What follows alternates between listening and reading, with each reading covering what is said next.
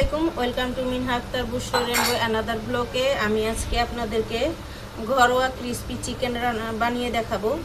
চলেন তাহলে আমরা বানাই কেএফসি চিকেন। আমি চিকেনটাকে আগে একটু ফেরে ফেরে আমি লবণ দিয়ে ভিজিয়ে রাখছিলাম, যাতে সম্পূর্ণ পরিমাণে লবণটা ভিতরে ঢুকে জুসি জুসি একটা ভাব হয়। আমি লবণ পানিটাকে ফেলে ধুয়ে পরিষ্কার করে নিয়েছি। এখন হালকা একটু লবণ দিব, অল্প পরিমাণে লবণ দিয়ে এটা মেখে নিব।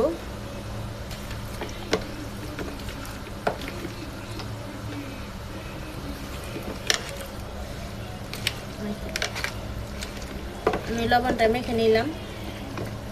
এর মধ্যে দিয়ে দিব আদা রসুন বাটা, দিয়ে দিব কাবাব মশলা,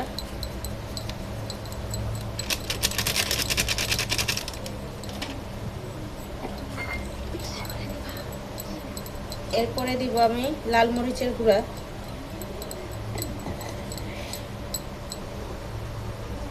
আমার মশলাগুলো দেওয়া হয়ে গেছে। এখন আমি এটাকে মেখে মায়োনেট করে নিব।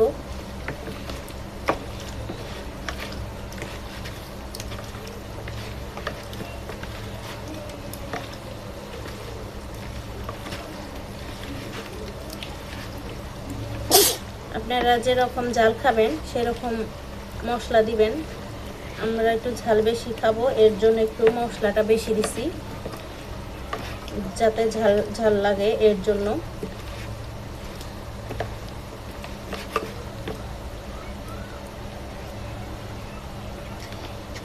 আমার এই যে মশলাটা মাখানো হয়ে গেছে। এখন আমি আধা ঘন্টা বা 10 থেকে 15 মিনিট ম্যারিনেট করে এটা রেখে দিব। আমি কেএফসি ক্রিস্পি চিকেনটা বানানোর জন্য এখানে আমি ময়দা নিয়ে নিছি। ময়দার মধ্যে দিয়ে দিব সামান্য লবণ, দিয়ে দিব মরিচের গুঁড়া।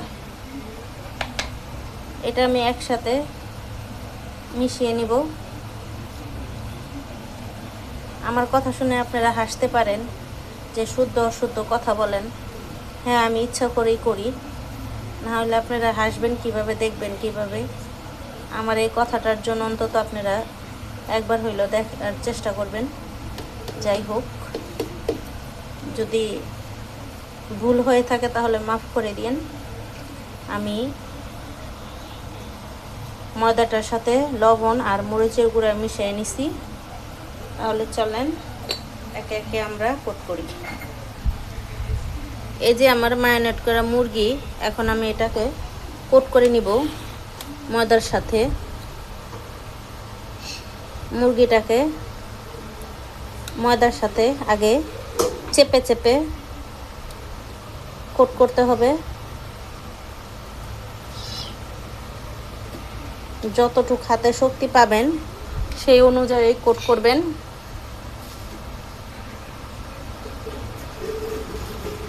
আমার এই যে চাপা হয়ে গেছে, এরপরে আমি পানিতে চুবিয়ে নিব। পানিতে চুবিয়ে পানি থেকে উঠিয়ে আবার একটু আমি ময়দার সাথে চেপে চেপে কোট করব।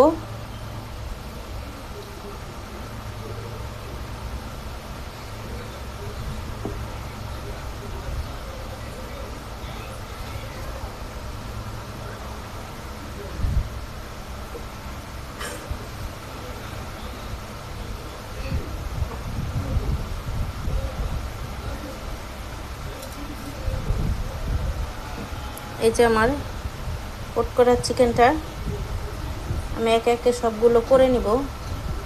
এই যে আমার এক পিস করা হয়ে গেছে, বাকি পিসগুলো আমি এভাবে করে নিব।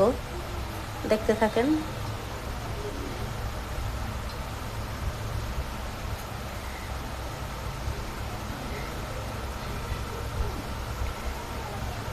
সাধারণত এই মুরগিটা চামড়া সহ করলে ভালো হয়, ক্রিস্পিটা একটু বেশি হয়, বড় বড় হয়। এর জন্য চামড়া সহ করার চেষ্টা করবেন আপনারা। আমি চামড়া ছাড়া করতেছি। এখন পানি থেকে আবারও চুবিয়ে নিব। পানি থেকে উঠিয়ে আবার আমরা ময়দার সাথে কোট করব।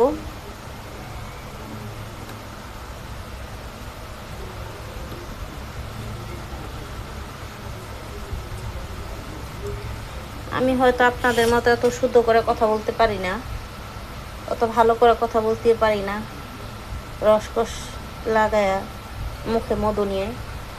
যাই হোক, যেভাবে বললে ভালো হবে আমাকে কমেন্ট করে জানাবেন, যদি আপনারা মনে করেন যে হ্যাঁ বলা উচিত তখন।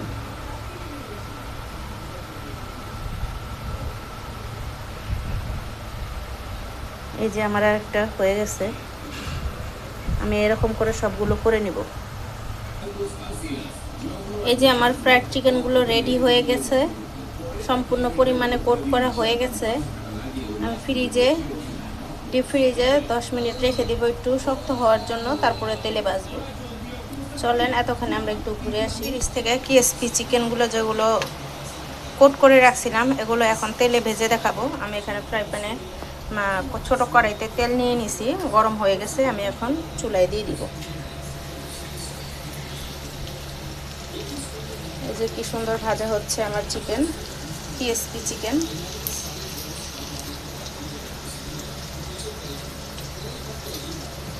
KSP চিকেনটা উপরের অংশটা মুচমুচে টেস্টিকর হয়। আমার KSP চিকেনের এক সাইড ভাজা হয়ে গেছে, আমি উল্টিয়ে নিব আরেক সাইড ভাজার জন্য। আমার KSP চিকেনটা মিডিয়াম আঁচে ভাজতেছি, আপনারাও খেয়াল রাখবেন মিডিয়াম আঁচে ভাজবেন, কারণ আমি চিকেনটা কাঁচা চিকেন নিয়েছি। আস্তে আস্তে ভাজলে মিডিয়াম আছে ভিতর থেকে সিদ্ধ হয়ে আসবে মাংসটা, আর উপরের অংশটা আপনার মুচমুচে হবে, সুন্দর হবে, খেতেও ভালো লাগবে।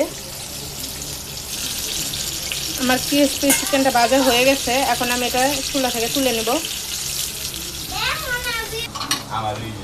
এই যে আমার KSP চিকেন হয়ে গেছে, মুচমুচে, সুস্বাদু, খুবই সুন্দর খেতে, দেখতে, খেতেও খুব মজা। আপনারা বাসায় অবশ্যই ট্রাই করবেন, ট্রাই করে খেয়ে দেখবেন। বাসায় রান্না না করলে বুঝতে পারবেন না, একবারে রেস্টুরেন্টের স্বাদ ঘরে বসেই পাবেন।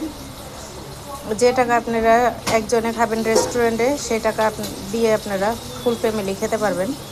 আমি যেভাবে দেখালাম ওভাবে আপনারা করবেন, অবশ্যই অবশ্যই খুবই ভালো লাগবে। না ভালো লাগলে কমেন্ট করে জানাবেন। আমার চ্যানেলটা সাবস্ক্রাইব করবেন। আসসালামু আলাইকুম, আল্লাহ হাফেজ।